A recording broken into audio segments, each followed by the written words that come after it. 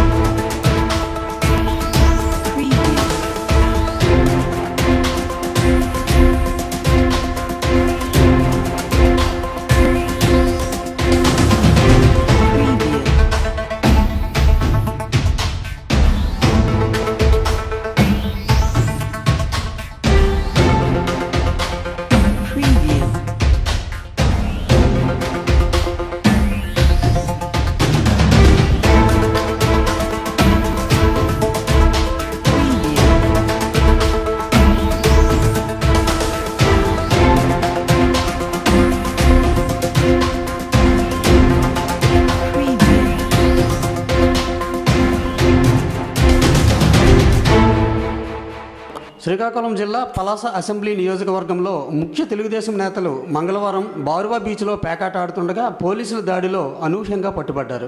పట్టుబడిన వారిలో Palasa Kashibugga municipal chairman కోత పూర్ణచంద్రరావుతో పాటు 2 కౌన్సిలర్లు, మరో 2 కౌన్సిలర్ల భర్తలతో పాటు మందస, కంచిలి, సోంపేటకు చెందిన 8 మంది వ్యాపారులపై కేసు నమోదు చేశారు. వీరి నుంచి 44,000 రూపాయలు నగదు, ఇండికా కారు, 8 బైకులతో పాటు 12 సెల్ ఫోన్లు స్వాధీనం చేసుకున్నట్లు సోంపేట ఇన్ఛార్జి సిఐ సన్యాసి నాయుడు తెలిపారు.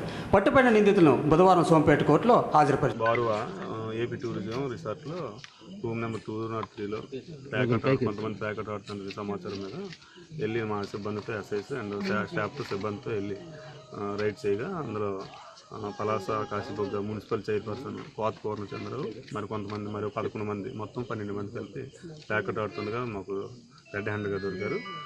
వాళ్ళు చెక్ చేస్తే మొత్తం 12 సెల్ ఫోన్స్, 44,270 రూపాయల అమౌంట్ అండ్ ఒక మారుతి స్విఫ్ట్ డిజైర్ కారు ఇవన్నీ దొరికి అక్రెన్స్ రిపోర్ట్ ప్రకారం అక్కడ రాసి అక్రెన్స్ రిపోర్ట్ వాళ్ళని స్వాధీనం చేసుకోవడం జరిగింది. సార్ మీ గుడ్ నేమ్? నా పేరు M Sanyasi Naidu, CI Kasibugga rural incharge Sompeta. Pendurthi మండలం వేపగుంటలో తన తల్లిదండ్రులు బలవంతం పెళ్లి చేసేందుకు వేధిస్తున్నారని వరలక్ష్మి అనే బీటెక్ విద్యార్థిని పెందుర్తి పోలీస్ స్టేషన్లో ఫిర్యాదు చేసింది.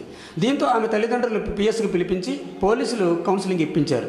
అయినప్పటికీ తల్లిదండ్రుల్లో మార్పు రాకపోవడంతో తనను చదువుకోనివ్వాలని, లేకపోతే ఆత్మహత్య చేసుకుంటానని గోపాలపట్నం పెట్రోల్ బంక్ వద్దకు చేరుకొని మీడియా ముందు ఆందోళన వ్యక్తం చేసింది. నగరం జిల్లా పార్వతీపురం నారాయణ స్కూల్ వద్ద విద్యార్థి సంఘాల దాడిలో స్కూలు భవనాల అద్దాలు ధ్వంసమయ్యాయి. నిబంధనలకు విరుద్ధంగా స్కూల్ నడుపుతున్నారని విద్యార్థి సంఘాలు ఆందోళన